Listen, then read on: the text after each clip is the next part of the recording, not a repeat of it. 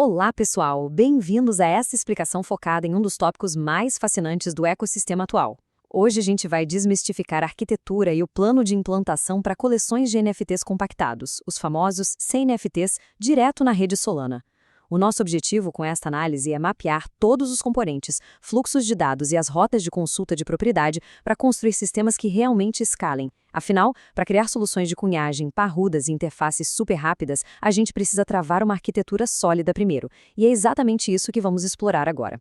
Passando rapidinho pela nossa agenda, o roteiro é o seguinte: 1. Fundamentos dos CNFTs. 2. O depósito de correspondência. 3. Fluxo de trabalho técnico. 4. Trade-offs e decisões. E, fechando, 5. Monitoramento e recuperação. Vamos direto ao que interessa. Seção 1. Fundamentos dos CNFTs e compressão de estado.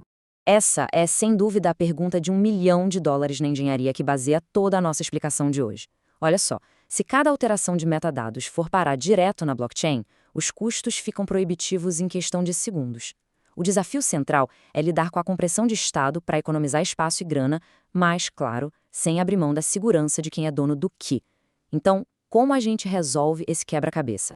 A resposta está no próprio conceito de NFT compactado. Aqui, o paradigma muda completamente. Em vez de salvar cada detalhe do ativo on-chain, a gente usa árvores de Merkle. A blockchain guarda apenas uma raiz super compacta. O trabalho pesado de armazenar os dados e provar quem tem o ativo vai todo para fora da rede, usando índices e provas off-chain. Resumindo, trocamos um armazenamento on-chain caríssimo por computação off-chain muito mais amigável para o bolso. E, para visualizar isso melhor, vamos para a seção 2, o depósito de correspondência, nosso modelo mental. Imaginem um centro de triagem dos correios gigantesco e super agitado. Temos as cartas chegando, caixas de classificação e a equipe organizando a vida. É uma metáfora incrível porque transforma aquela criptografia densa da compressão de estado em um processo físico, fácil de visualizar. Fazendo paralelo com o mundo digital, a carta física é o nosso CNFT, que carrega os metadados. O compartimento de triagem, onde essas cartas são empilhadas, é a nossa subárvore Merkle. Ela funciona como a âncora on-chain para milhares de cartas. Na hora da cunhagem, o sistema basicamente prepara essas cartas e coloca cada uma no seu respectivo compartimento com uma eficiência absurda. Agora, pensem no atendente desse correio segurando uma prancheta com os registros. No nosso sistema, essa prancheta é o índice de propriedade off-chain. É incrivelmente rápido pesquisar nela para saber de quem é cada carta. Mas, às vezes, esse registro pode ter um atraso de alguns segundos em relação a onde a carta física realmente foi parar. Isso introduz o conceito de consistência eventual. O registro precisa de reconciliações de vez em quando para garantir que a nossa visão ultra rápida bata exatamente com a realidade imutável da blockchain. Certo, com essa imagem em mente, vamos para a seção 3, fluxo de trabalho técnico. É hora de falar do pipeline de cunhagem. Este é o passo a passo de uma operação de cunhagem. Tudo começa com a submissão da intenção de criar o ativo. Depois, passamos pela compressão dos dados, a ancoragem na rede, a ingestão no índice de busca e, por fim, o atendimento da consulta. Assim como no exemplo do correio, é a jornada de uma intenção até virar um ativo digital redondinho e verificável. Focando na primeira fase, a submissão, a palavra de ordem é organização. As intenções caem numa fila confiável e as validações de pagamento ocorrem. Mas o pulo do gato aqui é marcar as mensagens com chaves de idempotência. Por que isso é tão crucial? Porque em sistemas distribuídos, conexões piscam e servidores reiniciam. As chaves de idempotência garantem que, mesmo se o sistema engasgar e tentar processar a mesma coisa 2 vezes, ninguém vai acabar com NFTs duplicados no final. Nas etapas de compressão e ancoragem, a mágica acontece. As intenções viram folhas Merkle. Assim que um lote dessas folhas fica pronto, gera-se uma raiz que é ancorada on-chain. É nesse exato milissegundo que a identidade de uma subárvore inteira de ativos é travada na rede Solana, usando quase nada de espaço. Uma prova canônica é gerada logo em seguida, servindo como carimbo de autenticidade para aquele lote. Isso nos leva à seção 4, Trade-offs e decisões. Hora das escolhas de arquitetura que todo time de engenharia precisa encarar. Temos um dilema clássico de design aqui. Em que confiar na hora de consultar os dados? Se usarmos a âncora on-chain como autoridade, a precisão em tempo real é imbatível e dá pouca dor de cabeça operacional. mas a latência e o custo de cada consulta vão nas alturas.